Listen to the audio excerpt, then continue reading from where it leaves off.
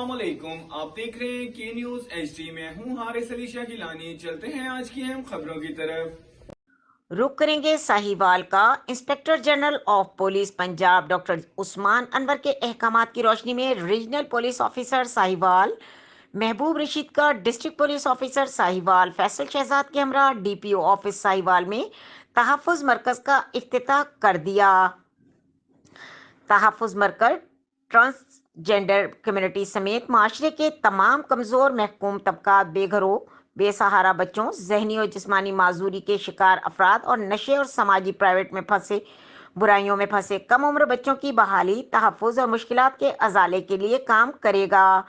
تحفظ مرکز میں خصوصی طور پر محکمہ پولیس سے میل اور فیمیل وکٹم سپورٹ آفیسر کے ساتھ ٹرانسجینڈر کمیونٹی کا ایک نمائندہ اور ایک اسپیشل پرسن کو تعینات کیا گیا ہے تاکہ کمیونٹی اور کمزور محکوم طبقات کے افراد بآسانی اپنے مسائل سے آگاہ کر سکیں۔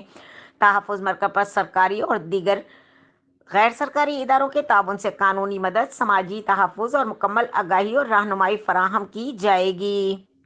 مزید خبروں اور اپڈیٹس کے لیے ہمارے ساتھ رہیے گا، تب تک کے لیے اپنا خیال رکھیے گا۔ اللہ حافظ۔